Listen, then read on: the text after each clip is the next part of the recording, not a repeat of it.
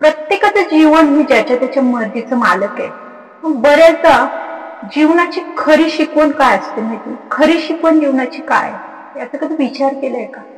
की आपल्या आयुष्याचा खरं मूल्य हे कुठे आणि कसं ओळखायचं हे बऱ्याचदा आपल्याला माहित नसतं. त्याच्यामुळे बऱ्याचदा आपल्या जीवनामध्ये अडीअडचणी आपल्याला येत असतात. तर अशा ह्या जीवनावरती आपल्या जीवनाचं खरं मूल्य आपल्याला ओळखता आलं पाहिजे. आणि जेव्हा आपल्याला आपल्या जीवनाचं खरं मूल्य ओळखता येतं त्यावेळेस आपण आपल्या स्वतःची किंमत हे आपल्याला समजते. तर आपल्या स्वतःची किंमत जर ओळखायची असेल, आपल्याला स्वतःच व्यक्तिमत्व जर आपल्याला निश्चित करायचं असेल आणि आपल्या व्यक्तिमत्वाला कुठेतरी किंमत मिळावी असं जर आपल्याला वाटत असेल तर जीवनाची ओळख, स्वतःची ओळख आधी शिकायला म्हणजे तयार राहा. तर त्यासाठी कधी कधी काय होतं माहिती का, आपल्याला बऱ्याचदा काय होतं जीवनामध्ये आपण प्रत्येक जण हा आपल्या जणांसोबत जगतो, आपल्या लोकांसाठी जगतो. हा एक आपला एक प्रत्येकाचा समज आहे की आपल्या लोकांसाठी प्रत्येकाचे आपले असे ठरलेले असे ह्या आपल्या लोकांसाठी आपण जगतो. बरोबर आहे ना? प्रत्येकाचं असंच म्हणणं म्हणण्यापेक्षा हा एक भागच आहे जीवनाचा की आपल्या लोकांसोबत आपण आपलं आयुष्य घालत असतो. आपल्या जीवनातले दुःखाचे आनंदाचे क्षण हे आपण आपल्या लोकांसोबत जगतो. समाज हा फक्त आपल्याला समाजात वावरण्यासाठी आपल्याला समाज दिसत असतो, पण खरं आयुष्य हे आपल्या जणांसोबत आपण निवडलेलं असतं. आणि त्या खऱ्या आयुष्यामध्ये आपली व्हॅल्यू काय ही आपल्याला ओळखता आली पाहिजे. आणि तिथेच आपण बरेचदा चूक करून बसतो. तर कधी कधी काय होतं, काही ठिकाणी आपल्याला जाणून बुजून आपल्या जवळच्याच नात्यांमध्ये म्हणा, आपल्या घरात म्हणा, किंवा आपली एखादी प्रियजन व्यक्ती असते जिच्यावर आपण प्रचंड प्रेम करतो, जिला आपण आपलं मानतो, तर अशा व्यक्ती आपल्याला बऱ्याचदा जाणून बुजून दुर्लक्ष करतात. आणि तरी देखील आपण त्याच लोकांमध्ये गुरफटून बसतो, स्वतःला त्या लोकांमध्येच व्यस्त करून ठेवतो, त्यांच्या मागे मागे जातो. त्यावेळेस समजून घ्या ती सिच्युएशन जी असते ना, ज्यावेळेस एखादी व्यक्ती कितीही जवळची असो, मग आपल्यासाठी ती व्यक्ती कितीही जवळची असली तरी त्या व्यक्तीसाठी आपण तितके महत्वाचं आहोत का हे आपल्याला समजणं खूप गरजेचं असतं. अशा वेळी मागं घ्या, समजून घ्या की त्या व्यक्तीच्या आयुष्यात तुम्ही एक गर्दीचा भाग आहे. आणि आपण एखाद्याच्या आयुष्यात गर्दीचा भाग बनणं म्हणजे कुठेतरी स्वतःच्याच आयुष्याची माती करून घेणे असं नाही वाटत का तुम्हाला? तर मला असं वाटतं की तेच महत्वाचे नाहीये, त्यांच्यासाठी आपण महत्वाचे नाहीये. आपण जरी त्यांना महत्वाचे मानत असलं तर त्यांच्यासाठी आपण महत्वाचे नाहीये. तुम्ही देखील स्वतःला ते सांगा, तुम्ही स्वतःला मागे घ्या. त्यांच्या पुढे पुढे करून स्वतःची व्हॅल्यू, स्वतःचं महत्व कमी करून घेऊ नका. त्यांच्या मागे मागे करत राहिलं तर तुम्हाला कोणी किंमत देणार नाही, त्यांना त्याची व्हॅल्यू नसणार आहे, कारण की त्यांना तुम्ही महत्वाचे नाही आहात. मग अशा कोणी तुमच्यापासून जर एक पाऊल मागं जात असेल, मग ती व्यक्ती कितीही जवळची असो, अशा व्यक्तीत आपण इतके गुंतून जातो, इतके स्वतःला गुंतवून घेतलेलं असतं की आपल्याला त्या व्यक्तीशिवाय जगणं कठीण वाटतं. आणि आपणच स्वतःच्या मनाला असं सांगितलेलं असतं की नाही, या व्यक्तीशिवाय आपण जगू शकत नाही आणि ही व्यक्ती माझ्या आयुष्यात महत्वाची. आणि ती जाणून कुठेतरी आपण त्या व्यक्तीला देतो की मी तुझ्याशिवाय राहू शकत नाही, तू माझ्यासाठी खूप महत्वाचं आहे. मग याच गोष्टीचा फायदा ती जर समोरची व्यक्ती घेत असेल, त्या व्यक्तीला त्याच्या उलट जर वागायचं असेल, त्या व्यक्तीला तुमची व्हॅल्यू तुम्हाला द्यायची नसेल, तर ती व्यक्ती जर तुम्हाला गृहीत धरून चालत असेल, तर अशा व्यक्तींपासून जर ती व्यक्ती एक पाऊल जर मागे जात असेल तर तुम्ही 10 पावलं मागे या. तुम्ही स्वतःचा सेल्फ रिस्पेक्ट जपा. स्वतःचा सेल्फ रिस्पेक्ट जपणं खूप गरजेचं आहे. नातं हे दोन्ही बाजूने निभावलं ना तर ते कुठेतरी सुसंगत जमतं. नाही तर एका बाजूने कितीही एखाद्याने जोडण्याचा प्रयत्न केला आणि दुसऱ्याला त्याची गरजच नाहीये, एक बोलतोय आणि दुसरा दगड होऊन बसलाय, तर त्याचा काहीही अर्थ नसतो. अशा नात्यांना कधीच पूर्णता मिळत नाही, हे देखील नेहमी लक्ष ठेवा. आपण समोरच्याला आपल्या प्रेमाने जिंकण्याचा प्रयत्न करतो, पण काही व्यक्ती अशा देखील असतात जीवनामध्ये की त्यांना आपल्या आयुष्यात यायचंच नसतं किंवा त्यांना आपल्याला ती व्हॅल्यू द्यायचीच नसते. मग अशा लोकांसोबत किंवा अशा लोकांच्या मागे लागून आपला जीवनाचा वेळ व्यर्थ वाया घालवणं ही खरी जीवनाची शिकवण आहे. आणि ही प्रत्येकाला समजली पाहिजे. बऱ्याचदा जे लोक मागे जातात, आपण स्वतः 10 पावलं मागे घ्यायचं. माणसं जातात, बऱ्याचदा आपल्या जवळ येणारे, आपल्याशी कनेक्ट होणारे किंवा आपल्या सोबत बराच काळ आयुष्य जगलेले अनेक क्षण आपण त्यांच्यासोबत घातलेला असतो. मग अशांपासून दूर जाणं देखील कठीण होतं. किंवा आपण म्हणतो ना, आपत्कालीन अशा काही प्रसंग असतात की ज्याच्यामुळे पण लोक आपल्या जीवनातून दूर जातात. तर मग अशा वेळी दुःखही प्रचंड होतं. जे लोक जातात त्यांना जाऊ द्या, ज्यांना आपल्या जीवनात थांबायचं ते कुठल्याही प्रसंगी कुठच्या सिच्युएशन मध्ये आपल्याला साथ देतात, आपल्यासोबत राहतात, मार्ग काढतात. जरी प्रॉब्लेम्स जीवनमध्ये असतील तरी ते मार्ग काढतात एकमेकाशी बोलून, चर्चा करून. पण ज्यांना आपल्या जीवनामध्ये थांबायचंच नाही, ज्यांना आपल्याला व्हॅल्यू द्यायची नाहीये, अशी लोक आपल्या जीवनामध्ये नाही थांबत, किंवा जरी आपल्या जीवनामध्ये असतील ज्यांच्याशी आपल्याला रोजचं राहणं मजबुरी म्हणा, किंवा जे नातं आहे ते आता लाईफ टाईम साठी, काही अनेक अशी नाती असतात की ती आता तोडणं शक्य नाहीये, पण ती एकत्र राहून निभवायची आहेत. अशी देखील लोक असतात की त्यांना फक्त राहायचं म्हणून राहायचं एकमेकांसोबत, त्यांना तुमच्या व्यक्तिमत्वाशी किंवा तुमच्या मनाशी, भावनेशी, तुमच्या इच्छा आकांक्षेशी काही देणे घेणे नसतं. अशी देखील लोक आपल्या जीवनात असतात. मग अशा लोकांच्या मागे लावून स्वतःचा वेळ व्यर्थ वाया घालवला जातो. इथे मेन पॉइंट काय येतो की आपण या लोकांकडून अपेक्षा ठेवून बसतो की ह्यांनी पण आपण जसं त्यांच्यामध्ये गुंतलेलं आहे तसं त्यांनी देखील आपल्यामध्ये गुंतावं. ही सगळ्यात मोठी चूक आपली असते आणि ही चूक आता सुधारवा. अपेक्षा करणं सोडून द्या. आपल्या अपेक्षा आहेत म्हणून समोरची व्यक्ती त्या अपेक्षा पूर्ण करेलच असं नाही, आणि ती व्यक्ती अपेक्षा पूर्ण करत नाही म्हणून कुठेतरी आपण स्वतःला त्रास करून घेतो की आपल्याला हवं ते का मिळत नाही. जर ती व्यक्ती त्या लायकीचीच नाहीये, ती व्यक्ती तुमच्या प्रेमाच्या, तुमच्या भावनेच्या, तुमच्या इच्छाकांक्षेच्या लायकीचीच नाहीये, तर अशा व्यक्तीसाठी तुम्ही तुमच्या जीवनाचा वेळ कशाला व्यर्थ वाया घालवताय. तुम्ही स्वतःमध्ये वेळ द्या, स्वतःला वेगळं करण्यात वेळ द्या. स्वतःचा वेळ, स्वतःचं मन, भावना, इच्छा आकांक्षा ज्या आहेत त्या इतर ठिकाणी गुंतवा. वेगळं काहीतरी व्यक्तिमत्व तयार करा की ज्यातून तुम्हाला आनंद मिळेल. स्वतःच्या आनंद, स्वतःच्या आवडीनिवडी जोपासा, याच्यातून बाहेर पडण्याचा प्रयत्न करा. पण एखाद्याच्या मागे गुंतून स्वतःच्या आयुष्याचा वेळ वाया घालवणं ही खूप मोठी शिकवण आपल्याला जीवनातून मिळते, आणि हे आपल्या लोकांकडूनच मिळते.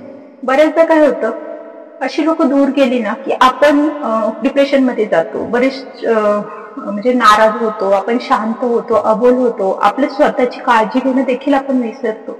अनेक अशी जण आहेत की ते एखादी व्यक्ती दुरावली म्हणून त्या व्यक्ती एवढा स्ट्रेस घेऊन जगतात की त्यांच्या आयुष्यात कित्येक दिवस, कित्येक क्षण, तासून तास, दिवस रात्र म्हणतो आपण, ते असे पूर्णपणे ते वाया व्यर्थ घालवतात.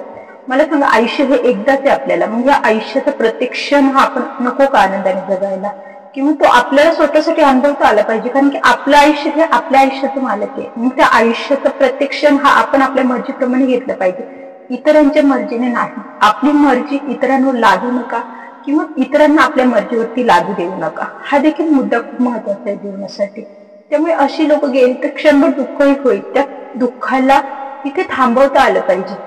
ओठ शांत होतील, काही काळासाठी ते ओठ शांतही होतील. शांत राहा, पण त्यासाठी फार वेळ घेऊ नका की तुम्ही आयुष्याचा तुमचा बराचसा वेळ असा वाया गेला आणि नंतर तुम्हाला पश्चाताप होईल की आपण विनाकारण अशा व्यक्तीसाठी आपल्या आयुष्याचा किंवा आपल्या आयुष्याच्या अनेक क्षण वाया घालवले की ती व्यक्ती त्या इतकी महत्वाची नव्हती, किंवा त्या व्यक्तीसाठी आपणही महत्वाचं नव्हतं. मग अशा ह्या लायकी नसलेल्या व्यक्तीसाठी आपण का आपल्या आयुष्याचा वेळ वाया घालवतोय. तर बऱ्याचदा काय होतं, आपण रडतो, डोळ्यांना पाणी येतं, शांत होतो, अबोल होतो. अशा अनेक गोष्टी म्हणतो ना आपण, त्या नाराजीच्या गोष्टी असतात की एखादी व्यक्ती आयुष्यातून जाणं, कारण की आपल्या कुठेतरी भावना, मन त्या ठिकाणी गुंतलेलं असतं. तर अशा वेळेस अर्थातच त्रास देखील होतो, पण त्या त्रासाला कितपत आपण भाव द्यायचा किंवा कितपत आपल्यासोबत ती सिच्युएशन ठेवायची हे देखील आपल्याला ठरवता आलं पाहिजे, आणि त्या सिच्युएशन मध्ये लवकरात लवकर बाहेर पडता आलं पाहिजे. त्यासाठी स्वतःचा स्वाभिमान महत्वाचं पाहिजे. ज्यावेळेस आपल्याला आपल्यामध्ये स्वाभिमान जागा होतो ना की मला माझा स्वाभिमान आहे, मला माझं सेल्फ रिस्पेक्ट आहे. जर समोरची व्यक्ती, मी माझ्या परीने प्रयत्न करूनही समोरची व्यक्ती तितका रिस्पॉन्स देत नसेल तर ती त्याची चूक आहे, माझी नाही, हे स्वतःला सांगा. त्यामुळे आपण काय होऊ, लवकर या सिच्युएशन मधून बाहेर पडू. तर अशी ही सिच्युएशन जेव्हा येते तेव्हा बऱ्याचदा काय होतं, शेवटच्या श्वासापर्यंत बऱ्याचदा आपल्याला अशा व्यक्ती भेटतात. अर्थातच सगळ्याच व्यक्ती अशा नसतात, पण नाती अशी असायला हवी जे स्वतःसाठी जगायला किंवा स्वतःसाठी जगतात, पण त्यांच्यासोबत इतरांची देखील काळजी घेतात. जीवनामध्ये साथ अशी हवी, अशा लोकांची साथ हवी की ते शेवटच्या श्वासापर्यंत आपल्यासोबत राहतात. अशी नाती आपल्याला ओळखता आली पाहिजे. मग अशा नात्यांसोबत जगायला काहीच हरकत नसते. अशा नात्यांच्या इच्छा आकांक्षी सोबत जगलं तरी आपल्याला जीवनामध्ये कुठेतरी आनंदच मिळतो, कारण की ती व्यक्ती देखील आपल्याला तितकं जपत असते. त्यामुळे अशी ही नाती देखील शेवटपर्यंत, शेवटच्या श्वासापर्यंत निभावणारी नाती देखील आपल्या जीवनामध्ये असतात.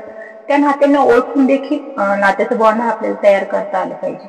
माणसं असो, थोडी माणसं असत जीवनामध्ये, पण ती कायमस्वरूपी साथ देणारी असावी. नाही तर मग काय होतं, जिथे सतत अशी अनेक प्रकारची लोक असतात, म्हणजे भरपूर लोक असतात आपल्या जीवनामध्ये, सांगायला खूप आहेत की आमचे हे सगळे आपले खूप लोक आहेत, आपला नातेवाईक, आपलं कुटुंब हे खूप, म्हणजे आपण म्हणतो ना आमचा गोतावळा, थोडक्यात आपला मराठी शब्द म्हणजे आपला गोतावळा, आमचा गोतावळा खूप मोठा आहे, आमचं नातेवाईकांचा खूप मोठा असा खूप मोठं कुटुंब आहे की त्यांचे खूप सारे लोक आहेत, नातेवाईक आहेत, पण अशा नात्यांचा काय फायदा जिथे गेल्यानंतर आपल्या जीवाची सतत घालमेल होत राहते, आपलं मन तिथे स्थिर राहत नाही, आपल्या मनाला ते आनंद मिळत नाही.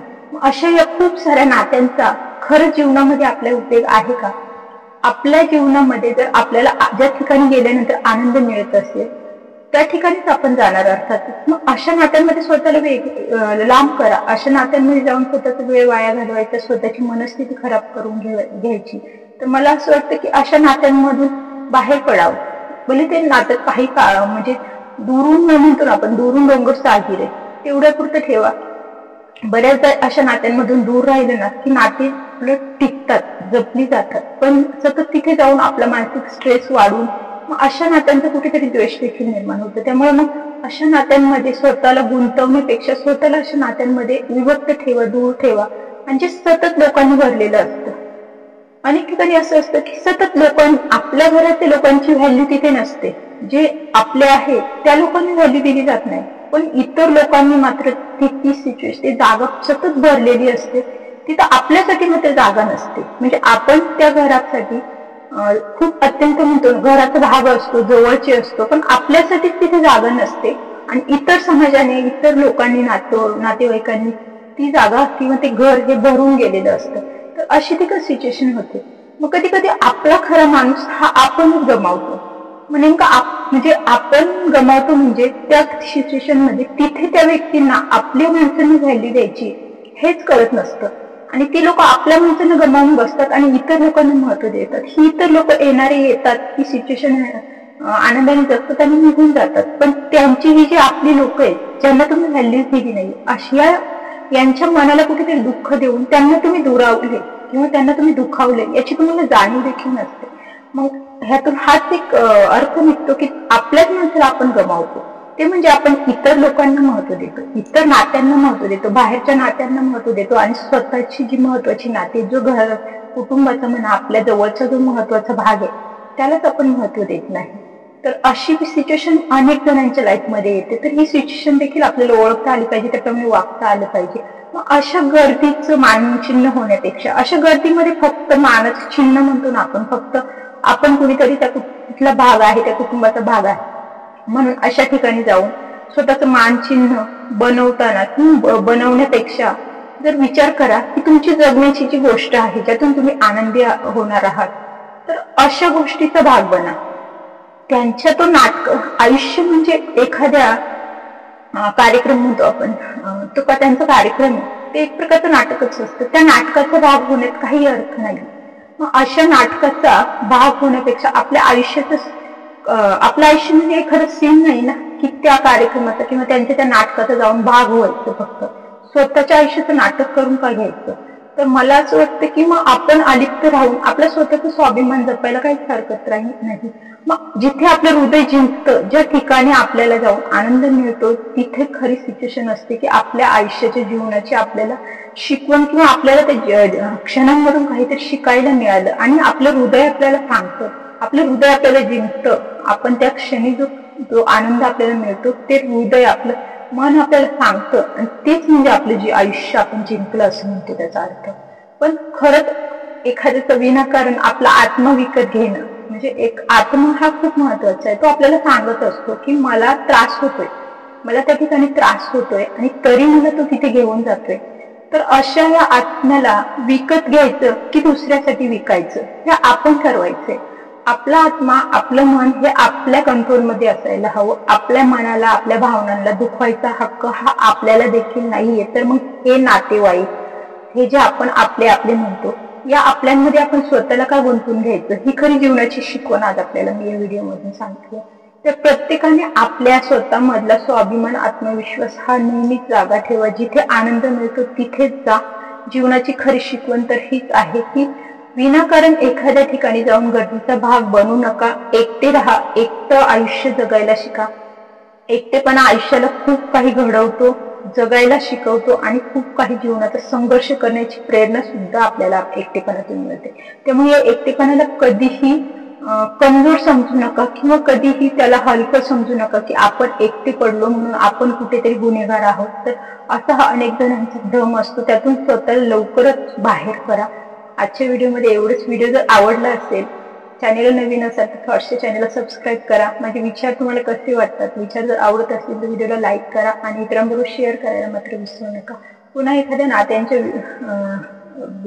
सोबत लवकरच आपण भेटूया किंवा एखादा सामाजिक विषय घेऊन भेटूया. अशा वेगवेगळ्या विषयांवर मला बोलायला आवडतं म्हणून मी माझा हा छोटासा चॅनल सुरू केलाय आणि मला ह्यातून आनंद मिळतो. खरं सांगायचं म्हणजे मला माझं मन कुठेतरी स्वतःचा व्यर्थ इकडे तिकडे वाया घालवण्यापेक्षा स्वतःचे विचार मांडायला हरकत काय, म्हणून मी हा माझा प्लॅटफॉर्म निवडलाय. तर तुम्हाला माझे विचार पुन्हा जर कसे वाटतात ते मला नक्कीच कमेंट बॉक्समध्ये सांगा. तर पुन्हा अशा एखाद्या विषयाला घेऊन लवकरच भेटूया. तोपर्यंत धन्यवाद.